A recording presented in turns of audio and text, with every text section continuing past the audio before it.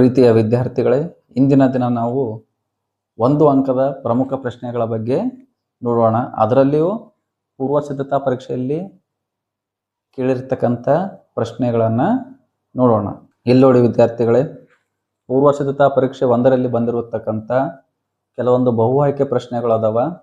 ಇವುಗಳನ್ನು ನೋಡ್ರಿ. ಒಂದನೇ ಕ್ವಶನ್ ನೋಡ್ರಿ, ಎ ಮತ್ತು ಬಿಗಳು ಎರಡು ಸಹ ಅವಿಭಾಜ್ಯ ಸಂಖ್ಯೆಗಳಾದಾಗ ಅವುಗಳ ಲಸಾವನ್ನ ಕಂಡುಹಿಡಿಯಿರಿ ಅಂತ ಹೇಳ್ತಾರೆ. ಇವುಗಳೆಲ್ಲ ನಿಮ್ಮ ಜ್ಞಾನಾಧಾರಿತ ಪ್ರಶ್ನೆಗಳು. ಇಲ್ಲಿ ನೋಡ್ರಿ, ಎ ಮತ್ತು ಬಿಗಳು ಏನವ ಸಹ ಅವಿಭಾಜ್ಯ ಸಂಖ್ಯೆಗಳದಾವ ಅಂತ ಹೇಳ್ತಾರೆ. ಫಸ್ಟ್ ನೀವು ಏನು ತಿಳ್ಕೊಬೇಕಂದ್ರೆ ಸಹ ಅವಿಭಾಜ್ಯ ಸಂಖ್ಯೆಗಳಂದ್ರೆ ಏನಂತ ತಿಳ್ಕೊಬೇಕು. ಇಲ್ಲಿ ನೋಡ್ರಿ, ಸಹ ಅವಿಭಾಜ್ಯ ಸಂಖ್ಯೆ ಅಂದ್ರೆ ಏನಂದ್ರೆ, ಫಸ್ಟ್ ಅವಿಭಾಜ್ಯ ಸಂಖ್ಯೆ ಅಂದ್ರೆ ಏನಂದ್ರೆ ಒಂದು ಮತ್ತು ಅದೇ ಸಂಖ್ಯೆಯಿಂದ ಭಾಗವಾಗುವ ಸಂಖ್ಯೆಗಳಿಗೆ ಏನಂತ ಕರೀತಾರೆ? ಅವಿಭಾಜ್ಯ ಸಂಖ್ಯೆಗಳು ಅಂತ ಕರೀತಾರೆ. ಉದಾಹರಣೆ ನೋಡ್ರಿ, 2 ಅದ, ಇವು 2 1ರ ಮಗ್ಯಾಗನು ಭಾಗ ಹೋಗ್ತದೆ, ಬಿಟ್ರೆ ಅದೇ ಮಗ್ಗಿ ಅಂದ್ರೆ 2ರ ಮಗ್ಯಾಗ ಹೋಗ್ತದೆ. ನೆಕ್ಸ್ಟ್ ನೋಡ್ರಿ 3 ನೋಡ್ರಿ, 3 1ರಲಿಂದ ಭಾಗ ಹೋಗ್ತದೆ, ಅದು ಬಿಟ್ರೆ 3ರ ಮಗ್ಯಾಗ ಅಷ್ಟೇ ಭಾಗ ಹೋಗ್ತದೆ. ಅಂತಹ ಸಂಖ್ಯೆಗಳಿಗೆ ಏನಂತ ಕರೀತಾರೆ? ಅವಿಭಾಜ್ಯ ಸಂಖ್ಯೆಗಳಂತ ಕರೀತಾರೆ. ಇಲ್ಲಿ ಸಹ ಅವಿಭಾಜ್ಯ ಸಂಖ್ಯೆ ಅಂದ್ರೆ ಏನಂದ್ರೆ ಒಂದಾಗಣ ನೆಕ್ಸ್ಟ್ ಬರುವಂತ ಸಂಖ್ಯೆ ಅವಿಭಾಜ್ಯ ಸಂಖ್ಯೆಗಳಿಗೆ ಏನಂತ ಕರೀತಾರೆ? ಸಹ ಅವಿಭಾಜ್ಯ ಸಂಖ್ಯೆಗಳು ಅಂತ ಕರೀತಾರೆ. ಅಂದ್ರೆ ಈಗ 2 ಆಗಣ 3 ಬಂದದಲ್ಲ, ಇವೆರಡು ಎಂಥ ಸಂಖ್ಯೆಗಳು? ಸಹ ಅವಿಭಾಜ್ಯ ಸಂಖ್ಯೆಗಳು. ನೆಕ್ಸ್ಟ್ ಅವಿಭಾಜ್ಯ ಸಂಖ್ಯೆ ಯಾವುದು? 5. 3 ಮತ್ತು 5 ಏನು ಸಹ ಅವಿಭಾಜ್ಯ ಸಂಖ್ಯೆಗಳು. 5 ಆಗಣ ನೆಕ್ಸ್ಟ್ ಯಾವ್ದು ಬರ್ತದೆ? ಅವಿಭಾಜ್ಯ ಸಂಖ್ಯೆ 7 ಬರ್ತದೆ. 5 ಮತ್ತು 7 ಏನದು ಸಹ ಅವಿಭಾಜ್ಯ ಸಂಖ್ಯೆಗಳು. ಇಲ್ಲಿ ಅವ್ರೇನು ಹೇಳತ್ತಾರ? ಎ ಮತ್ತು ಬಿ ಅಂದ್ರೆ ಒಟ್ಟು ಯಾವಾರ 2 ಸಂಖ್ಯೆಗಳು ತಗೋರಿ, ಅವು ಸಹ ಅವಿಭಾಜ್ಯ ಸಂಖ್ಯೆಗಳಾದಾಗ ಅವುಗಳ ಲಸ ಯಾವಾಗಲೂ ಏನಾಗಿರ್ತದ ಅಂದ್ರೆ ಎ ಇಂಟು ಬಿ ಆಗಿರ್ತದ. ನೆನಪಿಟ್ಟುಕೋರಿ. ಆಪ್ಷನ್ ಯಾವುದು? ಎ. ಬೇಕಾದ್ರೆ ಚೆಕ್ ಮಾಡ್ರಿ. 2 ಮತ್ತು 3 ಲಸ ಏನತ್ತದ? 2 3 ಎಷ್ಟು? 6 ಅಂದ್ರೆ ಎ ಇಂಟು ಬಿ ಆಗ್ತದ. ಇಲ್ಲಾಂದ್ರೆ 3 ಮತ್ತು 5 ಲಸ ಏನತ್ತದ? 3 5 ಎಷ್ಟು? 15. ಇಲ್ಲಾಂದ್ರೆ 5 ಮತ್ತು 7 ಲಸ ಏನತ್ತದ? 5 7 ಎಷ್ಟು? 7 5 35. ಅಂದ್ರೆ ಆನ್ಸರ್ ಏನು? A into B. ಒಂದು ವೇಳೆ ಎ ಮತ್ತು ಬಿಗಳು 2 ಸಹ ಅವಿಭಾಜ್ಯ ಸಂಖ್ಯೆಗಳಾದಾಗ ಅವುಗಳ ಮಸಹ ಕೇಳಿದ್ರಂದ್ರೆ, ಫಾರ್ ಎಕ್ಸಾಂಪಲ್ ನೋಡ್ರಿ, 2 ಮತ್ತು 3 ಇವೆರಡು ಏನು ಸಹ ಅವಿಭಾಜ್ಯ ಸಂಖ್ಯೆಗಳು. ಇವುಗಳ ಮಸ ಎಷ್ಟಂತ ಕೇಳಿದ್ರಂದ್ರೆ 1 ಆತಿತ್ತು. ಇಲ್ಲಿ ಏನು ಕೇಳಿದ್ರೆ ನಮ್ಮ ಕ್ವಶನ್ದಾಗ ಲಸ ಕೇಳ್ಯಾರ. ಅದ್ರ ಸಲಿಂದ ಆನ್ಸರ್ ಏನು? ಆಪ್ಷನ್ ಯಾವುದು? ಎ ಆಗ್ತದ. 2ನೇ ಕ್ವಶನ್ ನೋಡ್ರಿ ವಿದ್ಯಾರ್ಥಿಗಳೇ, ಕೆಳಗಿನವುಗಳಲ್ಲಿ ಯಾವುದು ಒಂದು ಘಟನೆಯ ಸಂಭವನೀಯತೆಯಾಗಿದೆ ಅಂತ ಹೇಳ್ಯಾರ. ಹಿಂಗೆ ಕೇಳಿ ನಿಮ್ಗೆ ಏನು ಮಾಡ್ಯಾರ? 4 ಆಪ್ಷನ್ ಕೊಟ್ಟಾರ. ಮೊದಲು ನೆನ್ಪಿಟ್ಕೋರಿ, ಸಂಭವನೀಯತೆ ಯಾವಾಗಲೂ 0 ಇಂದ 1ರೊಳಗೆ ಇರ್ತದೆ. ನೆನ್ಪಿಟ್ಕೋರಿ, ಸಂಭವನೀಯತೆ ಯಾವಾಗಲೂ 0 ಇಂದ 1ರ ನಡುವೆ ಇರ್ತವ 1ರ ತನ ಇರ್ತದೆ. ಇಲ್ಲಿ ನೋಡ್ರಿ, ಇಲ್ಲಿ -5 ಅದ. -5 ಏನಾಗಲ್ಲ, ಇದು ಘಟನೆಯ ಸಂಭವನೀಯತೆ ಆಗಲ್ಲ. ಯಾಕಂದ್ರೆ ಸಂಭವನೀಯತೆ ಯಾವತ್ತೂ ಮೈನಸ್ನಾಗ ಬರೋದಿಲ್ಲ. ನೆಕ್ಸ್ಟ್ ನೋಡ್ರಿ, ಇಲ್ಲಿ 1/5 ಅದ. ನಾ ಏನು ಹೇಳಿನಿ? ಸಂಭವನೀಯತೆ ಎಲ್ಲಿಂದ ಎಲ್ಲಿತನ ಇರ್ತದೆ ಅಂತ ಹೇಳಿನ? 0ಲಿಂತ 1ರ ತನ ಇರ್ತದೆ ಅಂತ ಹೇಳಿನಿ. ಇಲ್ಲಿ ನೋಡ್ರಿ, 1/5 ಅಂದ್ರೆ 5ಲಿಂತ 1ಕ್ಕೆ ಭಾಗಾಕಾರ ಮಾಡ್ರಿ. 5ಕಿಂತ 1 ಸಣ್ಣದ, ಪಾಯಿಂಟ್ ಕೊಟ್ಟು 0 ತಗೋರಿ. 5 2 ಎಷ್ಟು? 10. ಅಂದ್ರೆ ಎಷ್ಟು ಬಂತು? 0.2 ಬಂತು. ಅಂದ್ರೆ 0.2 0 ಇಂದ 1ರ ನಡ್ಬರ್ಕಾದಲ್ಲ, ಅದಕ್ಕೆ ಆಪ್ಷನ್ ಯಾವುದು? ಬಿ. ಬೇಕಾದ್ರೆ ಇಲ್ಲಿ ಚೆಕ್ ಮಾಡ್ರಿ. 1.5 1ಕ್ಕಿಂತ ಏನದು? 1.5 ದೊಡ್ಡದದ. ನೆಕ್ಸ್ಟ್ ನೋಡ್ರಿ, ಇದು ಆಪ್ಷನ್ 5/2 ಅದ. ಭಾಗಾಕಾರ ಮಾಡಿದಾಗ ಏನಂತದ? ಇದು 2ಲಿಂತ 5ಕ್ಕೆ ಭಾಗಾಕಾರ ಮಾಡ್ರೆ 2 2 ಎಷ್ಟು? 4 ಆಗ್ತದ. 1 ಉಳಿತದ. 2 1ಕ್ಕಿಂತ ಹೆಚ್ಚಿಗೆ ಅದು. ಇದನ್ನು ಏನಲ್ಲ, ಸಂಭವನೀಯತೆ ಆಗಲ್ಲ. ಇದನ್ನು ಆಗಲ್ಲ. ಯಾವ್ದಾಗ್ತದ? ಆಪ್ಷನ್ ಬಿ ಆಗ್ತದ. ಇಲ್ಲಿ ನೋಡಿ ವಿದ್ಯಾರ್ಥಿಗಳೇ, 3ನೇ ಕ್ವಶನ್, ಮೊದಲ n ಸಮ ಸ್ವಾಭಾವಿಕ ಸಂಖ್ಯೆಗಳ ಮೊತ್ತದಿಂದ ಮೊದಲ n ಬೆಸ ಸ್ವಾಭಾವಿಕ ಸಂಖ್ಯೆಗಳ ಮೊತ್ತವನ್ನು ಕಳೆದಾಗ ದೊರೆಯುವ ವ್ಯತ್ಯಾಸವು ಅಂತ ಕೇಳಕತ್ತಾರ. ಅಂದ್ರೆ ನಿಮ್ಗೆ ಏನು ಗೊತ್ತಿರ್ಬೇಕಂದ್ರೆ, ಫಸ್ಟ್ ನಿಮ್ಗೆ ಮೊದಲ n ಸಮ ಸ್ವಾಭಾವಿಕ ಸಂಖ್ಯೆಗಳ ಮೊತ್ತ ಸೂತ್ರ ಏನಂದ್ರೆ, ಮೊದಲ n ಸಮ ಸ್ವಾಭಾವಿಕ ಸಂಖ್ಯೆಗಳ ಮೊತ್ತ ಸೂತ್ರ ಏನಂದ್ರೆ n ಇಂಟು n ಪ್ಲಸ್ 1 ಅಂತ ಬರ್ತದೆ. ಇದರಲ್ಲಿಂತ ಮೊದಲ n ಬೆಸ ಸ್ವಾಭಾವಿಕ ಸಂಖ್ಯೆಗಳ ಮೊತ್ತವನ್ನು ಬೆಸ ಸ್ವಾಭಾವಿಕ ಸಂಖ್ಯೆಗಳ ಮೊತ್ತದ ಸೂತ್ರ ಏನಂತಂದ್ರೆ ಎನ್ ಸ್ಕ್ವೇರ್ ಅದ. ನೋಡ್ರಿ, ಸಮ ಸ್ವಾಭಾವಿಕ ಸಂಖ್ಯೆಗಳ ಮೊತ್ತದ್ಲಿಂತ ಬೆಸ ಸ್ವಾಭಾವಿಕ ಸಂಖ್ಯೆಗಳ ಮೊತ್ತವನ್ನು ಏನು ಮಾಡಬೇಕಾಗಿದೆ, ಕಳಿಬೇಕಾಗಿದೆ. ಕಳೆದಾಗ ಯಾವ ಆನ್ಸರ್ ಬರ್ತದೆ ಅಂತ ಹೇಳತ್ತಾರೆ. ಇಲ್ಲಿ ಬಿಡಿಸ್ರಿ ನೋಡಮ್ಮ. ಎನ್ ಇಂಟು ಎನ್ ಏನಾಗ್ತದೆ, N square plus N into one ಏನಾಗ್ತದೆ, ಎನ್ ಮೈನಸ್ಸಿಗೆ ಮೈನಸ್ ಎನ್ ಸ್ಕ್ವೇರ್ಗೆ ಎನ್ ಸ್ಕ್ವೇರ್. ಇಲ್ಲಿ ನೋಡ್ರಿ, plus N square minus N square ಹೋಗಿ ಏನು ಉಳಿತು, ಎನ್ ಉಳಿತು. ಆಪ್ಷನ್ ಯಾವುದು, ಡಿ. ಇಲ್ಲಿ ನೆಕ್ಸ್ಟ್ ನೋಡಿ ವಿದ್ಯಾರ್ಥಿಗಳೇ, ಸೈನ್ 30 ಡಿಗ್ರಿ ಪ್ಲಸ್ ಕಾಸ್ 60 ಡಿಗ್ರಿಯ ಬೆಲೆ ಇವು ಅಂತ ಕೇಳಕತ್ತಾರೆ.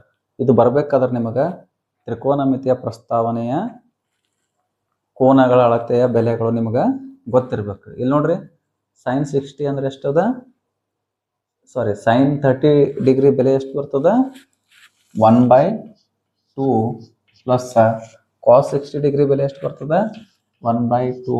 ಇವೆರಡನ್ನ ಕೂಡಿಸಿದ್ರೆ ಎಷ್ಟು ಬರ್ತದೆ ನಿಮಗೆ, ಆಪ್ಷನ್ ಸಿ ಬರ್ತದೆ. ನೆಕ್ಸ್ಟ್ ನೋಡ್ರಿ, ಅಂಚಿನ ಉದ್ದ 6 ಸೆಂಟಿಮೀಟರ್ ಇರುವ ಚೌಕಗನದ ಘನಫಲವು.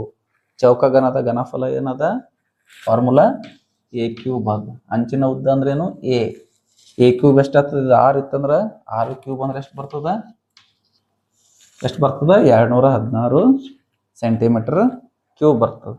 ನೆಕ್ಸ್ಟ್ ನೋಡ್ರಿ, ಮೂಲ ಬಿಂದುವಿನಿಂದ ಪಿ ಆಫ್ ಎ ಕಮ ಬಿ ಬಿಂದುವಿಗೆ ಇರುವ ದೂರ ಬರೆಯಿರಿ ಅಂತ ಹೇಳತ್ತಾರೆ. ಯಾವಾಗಲೂ ಮೂಲ ಬಿಂದುವಿನಿಂದ ಯಾವುದೇ ಬಿಂದು ಕೊಟ್ರಂದ್ರೆ ಇರುವ ದೂರ ಫಾರ್ಮುಲಾ ಏನದ, √(x² ಪ್ಲಸ್ y² ಅದ.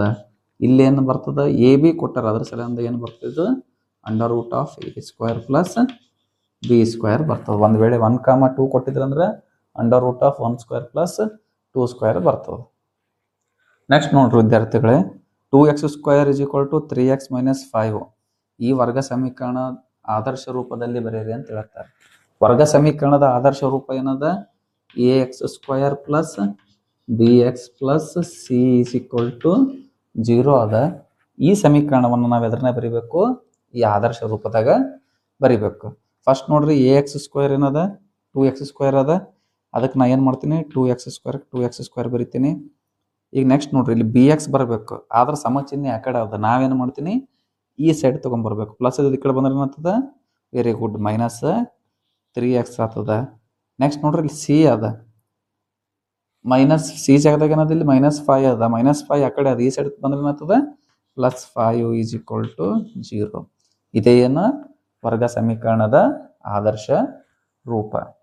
ನೆಕ್ಸ್ಟ್ ನೋಡ್ರಿ, ಮುಂದಿನ ಕ್ವಶನ್, ಒಂದು ಸಮಾಂತರ ಶ್ರೇಣಿಯ ಮೂರನೇ ಪದ ಅಂದ್ರೆ ಏನು, a3 = ಎಷ್ಟದ, 13 ಅದ. ನೆಕ್ಸ್ಟ್ ಎರಡನೇ ಪದ a2 = ಏನದ, 8 ಅದ. ಆದರೆ ಶ್ರೇಣಿಯ ಮೊದಲನೇ ಪದವನ್ನು ಕಂಡುಹಿಡಿರಿ ಅಂತಂದ್ರೆ ಎ ಬೆಲೆಯನ್ನು ಕಂಡುಹಿಡಿಬೇಕಂತ ಹೇಳ್ಯಾರ. ಈ ಎ ಬೆಲೆಯನ್ನು ಕಂಡುಹಿಡಿಬೇಕಾಗಿತ್ತು ಅಂದ್ರೆ ಫಸ್ಟ್ ನೀವು ಡಿ ಅನ್ನ ಕಂಡುಹಿಡಿಬೇಕು. ಡಿ ಏನದ ಫಾರ್ಮುಲಾ, ಡಿ = a3 - a2 ಅಂದ್ರೆ a3 ಎಷ್ಟದ, ಇಲ್ಲಿ 13 - a2 ಎಷ್ಟದ, 8. ಎಷ್ಟು ಬರ್ತದೆ, ಇಲ್ಲಿ 5 ಬರ್ತದೆ. ಡಿ 5 ಬಂತಂದ್ರೆ ಈಗ ಎ ಕಂಡುಹಿಡಿರಿ. ಇಲ್ಲಿ a2 ಅಂದ್ರೆ ಏನಂತ ಬರಿಬೋದು ನಾವು, a + d = 8 ಅಂತ ಬರಿಬೋದ. ಅಂದ್ರೆ ಆದರ್ಶ ರೂಪ ಏನು, ಸಮಾಂತರ ಶ್ರೇಣಿದು a, a + d, a + 2d ಅಂತ ಬರ್ತಿತ್ತಲ್ಲ. a2 ಅಂದ್ರೆ ಏನು, a + d.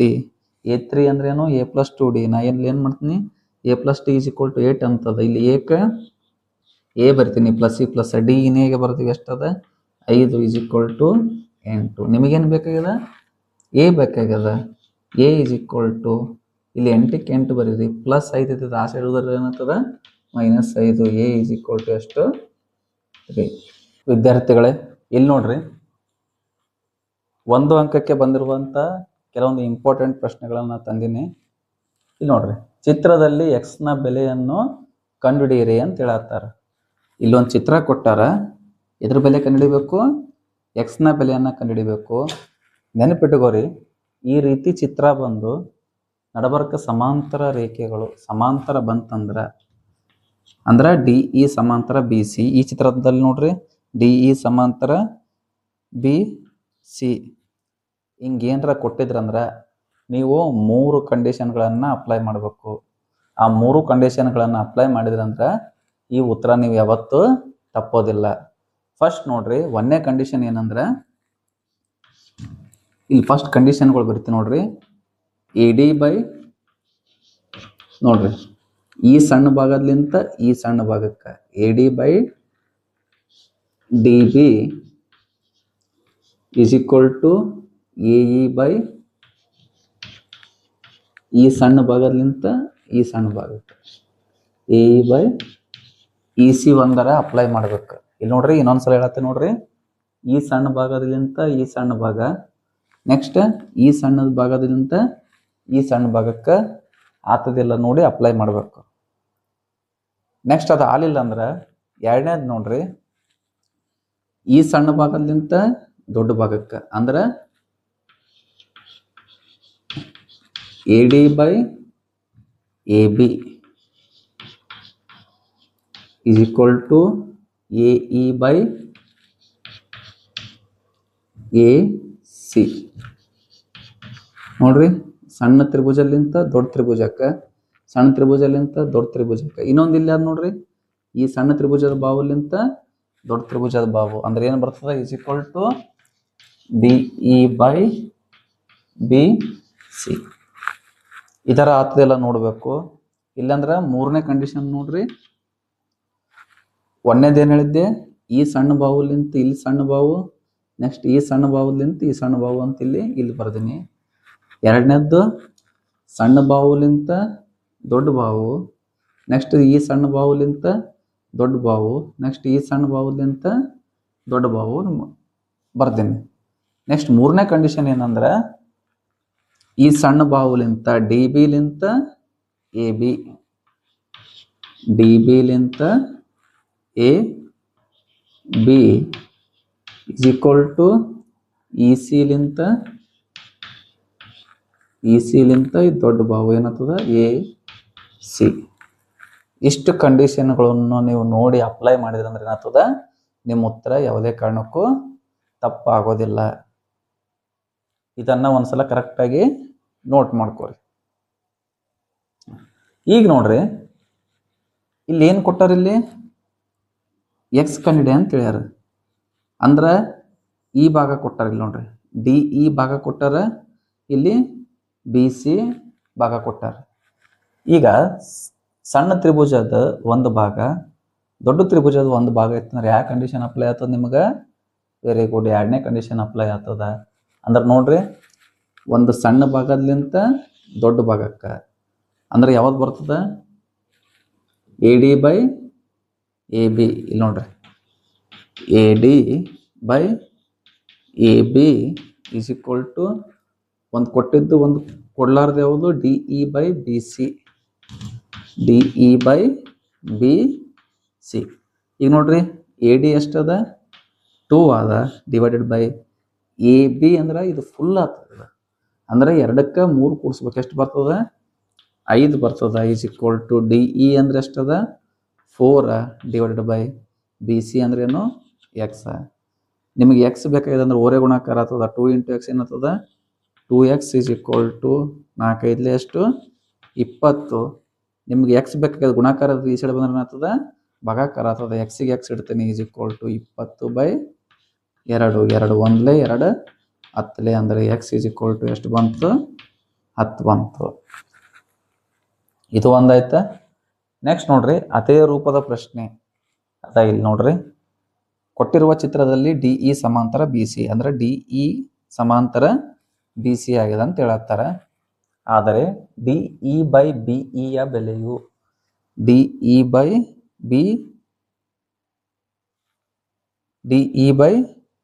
ಬಿ ಸಿಯ ಬೆಲೆಯು ಆಗಬೇಕಿದು. ಡಿ ಇ ಬೈ ಬಿ ಸಿಯ ಬೆಲೆಯು ಎಷ್ಟಾಗ್ತದೆ ಅಂತ ಹೇಳ್ಯಾರ. ಇಲ್ಲಿ ನೋಡ್ರಿ D E by B C ಅಂದ್ರೆ ಎಷ್ಟನೇದು ಅಪ್ಲೈ ಆಗ್ತದೆ, ಇದು ಎರಡನೇದು ಅಪ್ಲೈ ಆಗ್ತದ. ಯಾವ್ಯಾವ ಕೊಟ್ಟಾರ ನೋಡ್ರಿ ನಿಮಗೆ ಸೇಮ್ ಇದೆ. A D by A B is equal to D E by B C ಅಂತ ಹೇಳ್ಯಾರ. ಹೌದಾ? ಹಾಂ, ಅಂದ್ರೆ ಇದು ಇದಕ್ಕೆ ಸಮ ಆಗ್ತದೆ. ಇಲ್ಲಿ ನೋಡ್ರಿ ಎ ಡಿ ಅಂದ್ರೆ ಎಷ್ಟದ 4 ಅದ ಡಿವೈಡೆಡ್ ಬೈ ಎ ಬಿ ಅಂದ್ರೆ ಎಷ್ಟಾಗ್ತದ ಫುಲ್ 4/2 ಎಷ್ಟಾಗ್ತದ 6 ಆಗ್ತದ. ಅನುಪಾತ ನೋಡ್ರಿ ಕ್ಯಾನ್ಸಲ್ ಮಾಡ್ರಿ. 2 2 4 2 3 6 ಅಂದ್ರೆ 2/3. ಆಪ್ಷನ್ ಯಾವುದು? ಸಿ ಕರೆಕ್ಟ್ ಆಗ್ತದ. ನೀವು ಏನು ನೆನ್ಪಿಡ್ಬೇಕಂದ್ರೆ ಈ ಮೂರು ಕಂಡೀಷನ್ಗಳನ್ನು ಸರಿಯಾದ ರೀತಿಯಲ್ಲಿ ನೋಡ್ಕೊಂಡ್ರಂದ್ರೆ ಈ ಲೆಕ್ಕಗಳು ಏನಾಗಲ್ಲ, ತಪ್ಪಾಗೋದಿಲ್ಲ. ಇಲ್ಲೋಡಿ ವಿದ್ಯಾರ್ಥಿಗಳೇ, ಈ ಒಂದು ಚಾರ್ಟ್ಲಿಂದ ನಿಮಗೆ 2 ಮಾರ್ಕ್ಸ್ ಬರುವಂಥ ಸಂಭವ ಅದ. ಅದಕ್ಕೋಸ್ಕರ ನಾನು ನಿಮಗೆ ಈ ಪರೀಕ್ಷಾ ದೃಷ್ಟಿಯಿಂದ ಈ ಚಾರ್ಟ್ ಬಗ್ಗೆ ಹೇಳ್ತೀನಿ. ಈ ಚಾರ್ಟ್ ನಿಮಗೆ 2 ಚರಾಕ್ಷರವುಳ್ಳ ರೇಖಾತ್ಮಕ ಸಮೀಕರಣಗಳ ಜೋಡಿಗಳು ಅಂತಕ್ಕಂಥ ಪಾಠದಾಗ ಬರ್ತದೆ. ಫಸ್ಟ್ ನೋಡ್ರಿ, ಮೊದಲ 2 ಚರಾಕ್ಷರವುಳ್ಳ ರೇಖಾತ್ಮಕ ಸಮೀಕರಣದ ಆದರ್ಶ ರೂಪ ಏನಂದ್ರೆ a1x + b1y + c1 = 0, a2x + b2y + c2 = 0. ಇದು 2 ಚರಾಕ್ಷರವುಳ್ಳ ರೇಖಾತ್ಮಕ ಸಮೀಕರಣದ ಆದರ್ಶ ರೂಪ ಅದ. ನಿಮಗೆ ಕ್ವಶನ್ ಹೆಂಗೆ ಕೇಳ್ತಾರಂದ್ರೆ, ಈ ರೀತಿ ಎರಡು ಚರಾಕ್ಷರವುಳ್ಳ ರೇಖಾತ್ಮಕ ಸಮೀಕರಣದ ಜೋಡಿ ಕೊಡ್ತಾರೆ. ಇಲ್ಲಿ ಒಂದು ಕೊಟ್ಟಾರ ನೋಡ್ರಿ ಉದಾಹರಣೆನ, ಇಲ್ಲಿ ಒಂದು ತಗೊಂಡಿನಿ. ಈ ಸಮೀಕರಣವನ್ನು ತಗೊಂಡು ಆ ಸಮೀಕರಣವನ್ನು ಬಿಡಿಸ್ಬೇಕಾದ್ರೆ ಈ ಚಾರ್ಟ್ ನಿಮಗೆ ಕಂಪಲ್ಸರಿಯಾಗಿ ಬರಬೇಕು. ಈ ಚಾರ್ಟ್ ಏನಂದ್ರೆ ಹೋಲಿಕೆ ಮಾಡ್ಬೇಕಿಲ್ಲ, ಅನುಪಾತಗಳ ಹೋಲಿಕೆ ಮಾಡ್ಬೇಕು. a1/a2 ≠ b1/b2 ಇತ್ತಂದ್ರೆ ನಕ್ಷೆ ಹೆಂಗೆ ಬರ್ತದೆ ಅಂದ್ರೆ, ಬಿಡಿಸುವಂಥ ಗ್ರಾಫ್ ಹೆಂಗಿರ್ತದಂದ್ರೆ ಪರಸ್ಪರ ಛೇದಿಸ್ತದ. ಅಂದ್ರೆ ನಿಮ್ಮ ಗ್ರಾಫ ಈ ರೀತಿ ಬರ್ತದೆ. ಅಂದ್ರೆ ಪರಿಹಾರಗಳ ಸಂಖ್ಯೆ ಎಷ್ಟಿರ್ತದೆ? 1 ಅಥವಾ ಅನನ್ಯ ಪರಿಹಾರ ಇರ್ತದೆ. ನೋಡ್ರಿ, ಹಿಂಗೆ ಸಂಧಿಸಿದಂದ್ರೆ ಪಾಯಿಂಟ್ ಎಷ್ಟದಿಲ್ಲಿ? 1 ಪಾಯಿಂಟ್ ಅದು. ಅದಕ್ಕೆ ಪರಿಹಾರ ಎಷ್ಟು ಬರ್ತದೆ? 1 ಬರ್ತದೆ. ಸಮೀಕರಣಗಳ ವಿಧ ಯಾವುದು? ಸ್ಥಿರ ಜೋಡಿ ಬರ್ತದೆ. ಡೈರೆಕ್ಟ್ ನೋಡ್ರಿ, a1/a2 = b1/b2 = c1/c2 ಇತ್ತಂದ್ರೆ ನಿಮ್ಮ ಗ್ರಾಫ್ ಅಂದ್ರೆ ನಕ್ಷಾಚಿತ್ರ ಹೆಂಗೆ ಬರ್ತದೆ ಅಂದ್ರೆ ಐಕ್ಯಗೊಳ್ಳುವ ರೇಖೆಗಳು ಬರ್ತವೆ. ಅಂದ್ರೆ ಒಂದು ರೇಖೆ ಮ್ಯಾಗ ಇನ್ನೊಂದು ರೇಖೆ ಬರ್ತದೆ. ಅದ್ರ ಪರಿಹಾರ ಎಷ್ಟು? ಅಪರಿಮಿತ ಪರಿಹಾರಗಳು ಇರ್ತವೆ. ಸಮೀಕರಣಗಳ ವಿಧ ಯಾವುದಿರ್ತದೆ? ಅವಲಂಬಿತ ಸ್ಥಿರ ಜೋಡಿ ಇರ್ತದೆ. ನೆಕ್ಸ್ಟ್ ನೋಡ್ರಿ, a1/a2 = b1/b2 ಇರ್ತದೆ. ಆದ್ರೆ ಅದು ≠ c1/c2. c1/c2 ಇತ್ತಂದ್ರೆ ಎಂಥ ಜೋಡಿ ಇರ್ತದೆ? ಪರಸ್ಪರ ಸಮಾಂತರವಾಗಿರ್ತದೆ. ಅಂದ್ರೆ ನೀವು ಗ್ರಾಫ್ ತೆಗೆದ್ರಿ ಅಂದ್ರೆ ಹೆಂಗೆ ಬರ್ತದೆ? ಇದು ಸಮಾಂತರವಾಗಿ ಬರ್ತದೆ. ಅದಕ್ಕೆ ಯಾವುದೇ ಪರಿಹಾರ ಇಲ್ಲ. ಸಮೀಕರಣದ ವಿಧ ಯಾವುದು? ಅಸ್ಥಿರ ಜೋಡಿ. ಇಲ್ಲಿ ನೋಡ್ರಿ, ನಿಮಗೆ ಎಕ್ಸಾಮ್ ಒಳಗೆ ಈ ರೀತಿ ಕೊಡ್ತಾರೆ. ಇಲ್ಲೊಂದು ಎಕ್ಸಾಂಪಲ್ ತೊಗೊಂಡು ನೋಡ್ರಿ, 2x + 3y - 9 = 0 ಮತ್ತು 4x + 6y - 18 = 0. ರೇಖಾತ್ಮಕ ಸಮೀಕರಣಗಳ ಜೋಡಿ ಎಷ್ಟು ಪರಿಹಾರವನ್ನು ಹೊಂದಿದೆ ತಿಳಿಸ್ರಿ ಅಂತ ಹೇಳ್ತಾರೆ. ಇದು ಬಿಡಿಸೋಕ್ಕಿಂತ ಮುಂಚೆ ಇದ್ರ ಚಾರ್ಟ್ ಬಗ್ಗೆ ನಿಮಗೆ ಕಲ್ಪನೆ ಇರಬೇಕು. ಫಸ್ಟ್ ಏನು ಮಾಡ್ಬೇಕಂದ್ರೆ ಅನುಪಾತಗಳ ಹೋಲಿಕೆ ಮಾಡಬೇಕು. ನೆನಪಿಟ್ಟುಕೋರಿ, ಆದರ್ಶ ರೂಪವನ್ನು ಒಂದ್ಸಲ ನೋಡ್ರಿ. ಇಲ್ಲಿ a1 ಅಂದ್ರೆ ಏನಿರ್ತದೆ? 2 ಇರ್ತದೆ. b1 ಅಂದ್ರೆ ಎಷ್ಟದ? 3 ಅದ. c1 ಅಂದ್ರೆ ಎಷ್ಟದ? -9. ಇಲ್ಲಿ ಏನಾರ ಮೈನಸ್ ಚಿಹ್ನೆ ಬಂತಂದ್ರೆ ಏನು ಮಾಡ್ರಿ? ಮೈನಸ್ ಕೂಡನೇ ತಗೋರಿ. ನೆಕ್ಸ್ಟ್ ನೋಡ್ರಿ, ಇಲ್ಲಿ a2 ಏನದ? 4 ಅದ. b2 ಎಷ್ಟದ? 6 ಅದ. c2 ಎಷ್ಟದ? -18 ಅದ. ನಾ ಏನು ಮಾಡ್ತೀನಿ? ಅನುಪಾತಗಳನ್ನು ಹೋಲಿಕೆ ಮಾಡ್ತೀನಿ. ಇಲ್ಲಿ ನೋಡ್ರಿ ಹೆಂಗೆ ಬರಿತೀನಿ ಅಂದ್ರೆ, ಇಲ್ಲಿ a1/a2 = b1/b2 = c1/c2 ಅಂತ ಮೊದಲ ನಾ ಬರ್ಕೋತೀನಿ. ನೆಕ್ಸ್ಟ್ ನೋಡ್ರಿ, ಮುಂದೆ ಏನು ಮಾಡ್ತೀನಿ ಅಂದ್ರೆ a1/a2 ಮಾಡ್ರಿ. ಇಲ್ಲಿ a1 ಎಷ್ಟದ? 2 ಅದ. Next a2 ಎಷ್ಟದ? 4 ಅದ. ಅದಕ್ಕೆ ನಾ ಏನು ಮಾಡ್ತೀನಿ? 2/4 = b1 ಅಂದ್ರೆ ಎಷ್ಟದ? ನೋಡ್ರಿ, ಇಲ್ಲಿ b1 ಅಂದ್ರೆ ಎಷ್ಟದ? 3 ಅದ. / b2 ಅಂದ್ರೆ ಎಷ್ಟದ? 6 ಅದ. ನೆಕ್ಸ್ಟ್ ಇಲ್ಲಿ ನೋಡ್ರಿ, = ಬರ್ರಿ. c1 ಅಂದ್ರೆ ಎಷ್ಟದ? ನೋಡ್ರಿ, ಇಲ್ಲಿ ಎಷ್ಟದ? -9 ಅದ. ನೆಕ್ಸ್ಟ್ c2 ಅಂದ್ರೆ ಎಷ್ಟದ? ನೋಡ್ರಿ, -18 ಅದ. ಈಗ ಏನು ಮಾಡ್ರಿ, ಕಟ್ತಾ ಓದ್ತಿತ್ತ ಕಟ್ತಾ ಹೋಗ್ರಿ. 2 1 2 2 4, 3 1 3 2 6. ನೆಕ್ಸ್ಟ್ ನೋಡ್ರಿ ಮೈನಸ್ ಮೈನಸ್ ಕ್ಯಾನ್ಸಲ್ ಆಗ್ತದ. 9 1 9 2 18. ನೋಡ್ರಿ 1/2 is equal to 1/2 is equal to 1/2.